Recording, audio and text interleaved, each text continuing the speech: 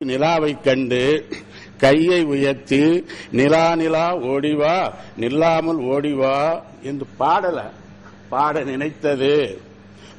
நினைத்ததோ அன்று தோன்றியது சிறுவர் இலக்கியம்.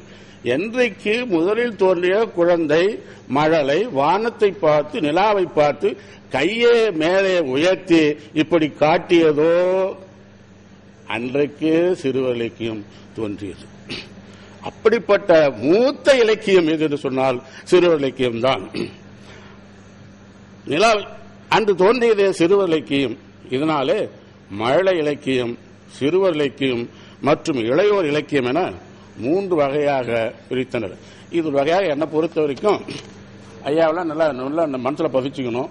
திருக்குறளை எப்படி 3 பால் இருந்ததோ அதுபோல சிறுவர் இலக்கியத்தையும் 3 பால் என்ற ஒரு புதிய இலக்கணத்தை நாம் தோற்றுவிக்க முயல வேண்டும். 1 வயது முதல் 5 வயதிலான வரை மழலைக்குரியது. மழலை இலக்கணம் மழலை இலக்கியம் 6 வகை முதல் 13 வயது வரை எல்லோருக்கும் உரியது, இளையோருக்குரியது. சிறுவர் இலக்கியம் 13 வயது முதல் 15 வயது உள்ளவர்களுக்கான இளையோருக்குரியது. எனக்கு சரியா கண்ணு சரியா படிக்க முடியலன்னு வச்சுங்களேன், உரியது. முதல் வகுப்பு முதல் 5ஆம் வகுப்பு வரை உரிமை கொண்டது மழலை இலக்கியம். 6ஆம் வகுப்பு முதல் 8ஆம் வகுப்பு வரை உரிமை கொண்டது சிறுவர் இலக்கியம். 9ஆம் வகுப்பு முதல் 11ஆம் வகுப்பு வரை உரிமை பெற்றது இளையோர் இலக்கியம் என 3 இவ்விலக்கியத்தை பகுத்து பார்க்கலாம். இப்பகுப்பில் சின்னஞ்சிறு மாற்றங்கள் செய்து கொள்ளலாம். அந்த வயசுல கொஞ்சம் மாற்றங்கள் செய்து கொள்ளலாம். இப்போ இந்த உலகத்தில் ஒரு பெரிய வேலைக்கு என்னன்னு கேட்டீங்கன்னா, மழலை பாடலும் சிறுவர் பாடலா இளையோர் பாடலான்னு எழுதுறவங்களுக்கு தெரியல. சிறுவர் பாடல் என்று மழலை பாடல் எழுதுறாங்க, மழலை பாடல் என்று சிறுவர் பாடல் எழுதுறாங்க. மழலை பாடல்களிலே ஒலிநயம் சொல்லழகு மட்டும்தான் இருக்க வேண்டுமே தவிர அதிலே ஒரு பெரிய பிரச்சனையை ஒரு அறிவிப்பு புகுத்த வேண்டும் என்கிற உணர்வு வரவே கூடாது. மொழியினுடைய அழகு அந்த ஒரு நடை சந்தம் இப்படிப்பட்ட உணர்வுகளை அந்த குழந்தைகளுக்கு ஊற்றமே தவிர நீங்க பெரிய அறிவெல்லாம் நம்ம சொல்லிட்டு கூடாது. இது ஒரு கருத்து. சிறுவர் இலக்கியம் எப்போது தோன்றியது என்பதை விட ஏன் தோன்றியது என்று எண்ணி போத்தல் வேண்டும். எழுத்துக்கள் எளியோர்க்கு சென்றடைதல் வேண்டும். படிக்கவும் படைப்புகள் படித்தவர்களுக்கு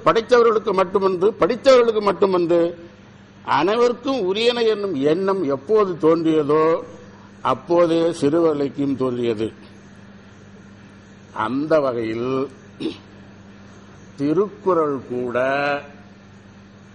மீண்டும் அழுத்தமாக சொல்லுகிறேன், அந்த வகையில் திருக்குறள் கூட சிறுவர் இலக்கிய படைப்பாக படைக்க பெற்றதோ என எண்ண வாய்ப்புள்ளது. காரணம், திருவள்ளுவருக்கு முன்னால் தோன்றிய சங்க இலக்கியங்களை உரையில்லாமல் படிக்க முடியாது. உரையாசிரியர் தேவை. திருக்குறளுக்கு அது தேவையில்லை. நினைச்சு பாருங்க. அறத்தாது இது என வேண்டா சிவிகை பொறுத்தானோடு ஊர்ந்தான் இடை. இல்ல நீ நினைப்பீங்க சிவிகை அர்த்தம் தெரியுதான்னா, அர்த்தம் தெரிஞ்ச காலத்துல அது எழுதுனது. இப்ப நம்ம சிவிகை தெரியலையே தவிர அப்ப தெரியும். அகர முதல எழுத்து எல்லாம். இதுக்கு எது அர்த்தம் வேணும்? அகர முதல எழுத்து எல்லாம் ஆதி பகவன் முதற்றே உலகு. இந்த ஆதி பகவன் மட்டும் பிரச்சனை. அது இப்ப நாம பிரச்சனை ஆகிக்கிறோம். அந்த காலத்துல ஆதி பகவான் அர்த்தம் ஆதினா பழமை, பகவான் கடவுள். அந்த காலத்துல யார் கடவுள், எந்த கடவுளை வணங்கினாங்க? நேர் உறவு தான், இயற்கை தான் வணங்கினாங்க. வேற எதையும் வணங்கல. அதனால இதெல்லாம் ஆராய்ச்சியே தேவையில்லை. முதலில் இலக்கியத்தில் தோன்றிய எளிய இலக்கியம், மக்களுக்காக எழுதப்பட்ட இலக்கியம்.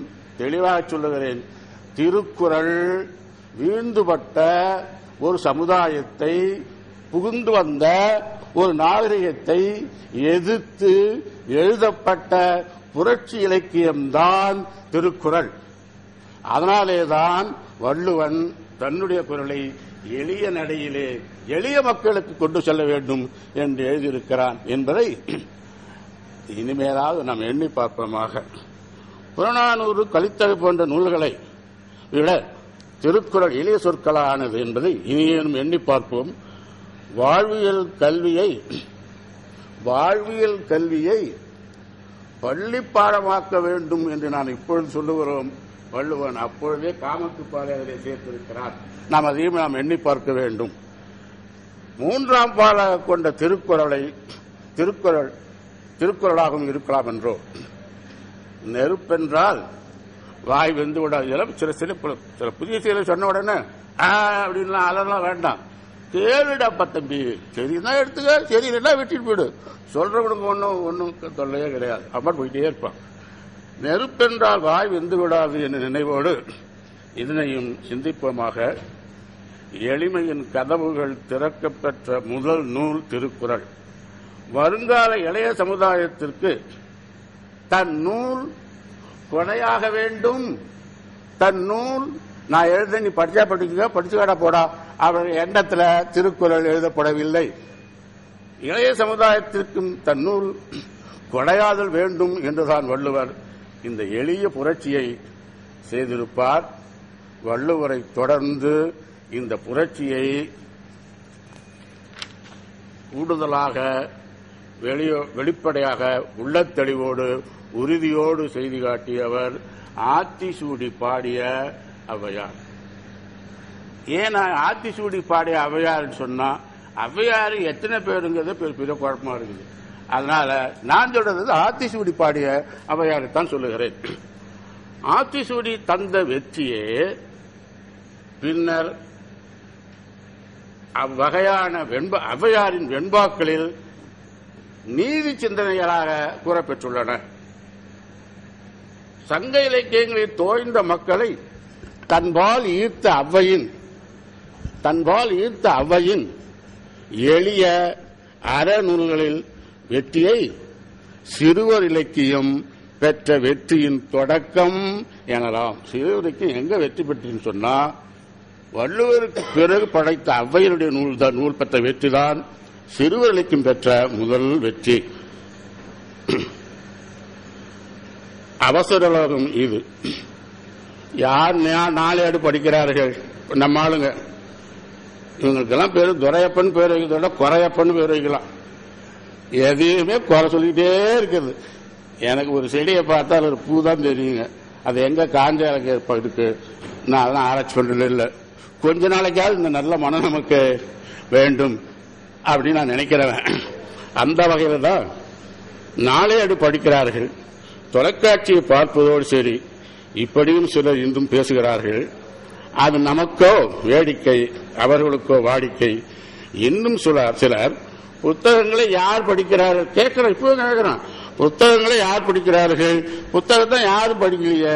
சென்னையில் நடக்கிற புத்தக கண்காட்சியில 50 லட்சம் ரூபாய்க்கு அது புத்தகம் விற்பனையாச்சு, 60 லட்சம் ரூபாய்க்கு புத்தகம் விற்பாச்சுன்னு செய்தி எப்படி?